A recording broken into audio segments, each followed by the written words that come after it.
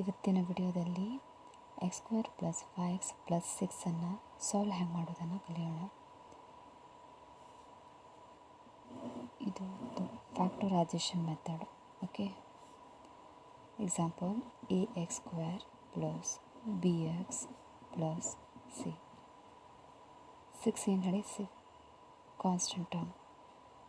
And a ಏನಿದೆ 1 ಇದೆ, b ಏನಿದೆ 5 ಇದೆ. ಓಕೆ, ಈ ರೀತಿಯದಾಗಿರುತ್ತೆ.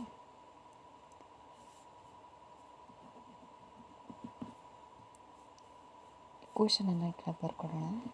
x² + 5x + 6 ಯಾವ ರೀತಿ ಸಾಲ್ವ್ ಮಾಡೋದಂದರೆ, the first term and the last term ಇದನ್ನು ನಾವು ಮಲ್ಟಿಪ್ಲಿಕೇಶನ್ ಮಾಡ್ಕೋಬೇಕು.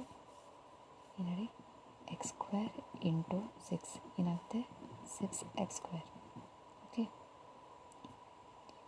ಇವಾಗ ನೆಕ್ಸ್ಟ್ ಮಿಡ್ಲ್ ಟರ್ಮನ್ನು ಸ್ಪ್ಲಿಟ್ ಮಾಡ್ಕೋಬೇಕು,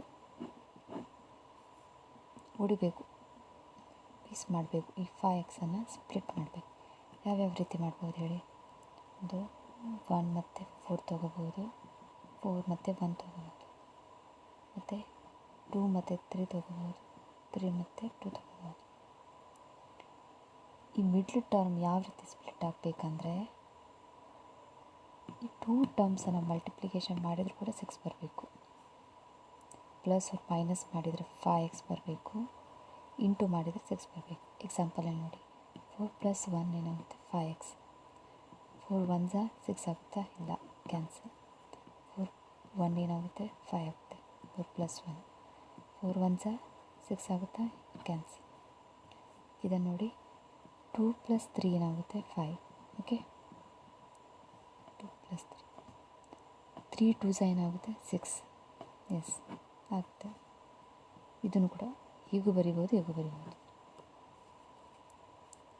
5x ಇದೆ ಅಲ್ವಾ, ಇಲ್ಲೂ x ಹಾಕಿ, ಇಲ್ಲೂ x ಹಾಕಿ. 3 2s 6, x × x, x². Okay, 3 + 2 5x plus ಚಿಹ್ನೆ. ಫಸ್ಟ್ ಟರ್ಮ್ ಹೆಂಗಿದೆ ಹಾಗೆ ಬರ್ಕೊಳ್ಳಿ, ಪ್ಲಸ್ ಆಮೇಲೆ ಈ 2 ಟರ್ಮ್ಸ್ ಕಂಡುಹಿಡಿದೀವಲ್ವ ಅದನ್ನು ಬರ್ಕೊಳ್ಳಿ. 2x + 3x ಪ್ಲಸ್ ಈ ಮಿಡ್ಲ್ ಟರ್ಮನ್ನೇ ನಾವು ಸ್ಪ್ಲಿಟ್ ಮಾಡಿದ್ದು. ಓಕೆ, ಲಾಸ್ಟ್ ಟರ್ಮನ್ನು ಬರ್ಕೊಳ್ಳಿ. ಇಷ್ಟ ಆದರೆ ನಿಮ್ಮ ಕೆಲಸ ಮುಗಿತು. ಆಮೇಲೆ ಏನಿಲ್ಲ, ಇದೆ 2 ಟರ್ಮ್ಸ್ ಮತ್ತು ಈ 2 ಟರ್ಮ್ಸನ್ನು ಭಾಗ.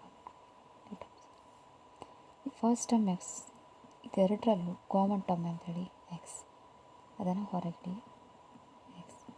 ಆಮೇಲೆ ಬ್ರಾಕೆಟ್ ಹಾಕಿ ಎಕ್ಸ್ ಎಕ್ಸ್ ಇಂಟು x² ಆಗಬೇಕು, ಅಂದರೆ ಮತ್ತೊಂದು ಎಕ್ಸ್ ಬೇಕು ನಮಗೆ. ಓಕೆ, x × x ಏನಾಗುತ್ತೆ x² ಪ್ಲಸ್ ಆಲ್ರೆಡಿ ಎಕ್ಸ್ ಇದೆ ಅಂದರೆ ಏನಾಗಬೇಕು, ಇನ್ನು ಬರಬೇಕು ಹೇಳಿ, ಎಕ್ಸ್ ಇಂದ್ರೆ 2x ಹೇಳಿ, 2 × x ಏನಾಗುತ್ತೆ 2x. Okay, plus plus term ಒಂದು ಸತಿ ಕಂಡುಹಿಡಿದ್ರೆ ಅದನ್ನೇ ಸೇಮ್ ಈ ಸೈಡ್ ಬರ್ಕೊಳ್ಳಿ, x + 2. ತುಂಬ ಈಸಿ ಆಗಿಬಿಡುತ್ತೆ. x ಆಲ್ರೆಡಿ ಇದೆ, ಇನ್ನು ಬರೀತೀರಾ 3 × x 3x, 3 2s 6 ಆಲ್ರೆಡಿ ಬಂತಲ್ವ. ಇವಾಗ ಬ್ರ್ಯಾಕೆಟಲ್ಲಿರೋ ಸೇಮ್ ಇದೆ ಅಲ್ವ, ಅದನ್ನು ಒಂದು ಕಡೆ ಬರ್ಕೊಳ್ಳಿ.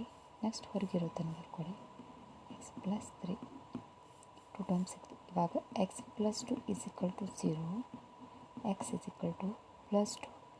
+2 ಆಚೆ ಆದರೆ ಏನಾಗುತ್ತೆ -2.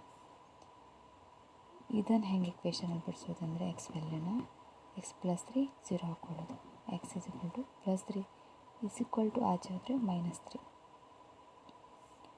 ಎರಡು ಟರ್ಮ್ ಫೈಂಡ್ ಔಟ್ ಆಯಿತು ನೋಡಿ. ಎಕ್ಸಲ್ಲಿ ಏನು -2 ಆಗಿರ್ಬೋದು, x = -3 ಆಗ್ಬೋದು. Thank you.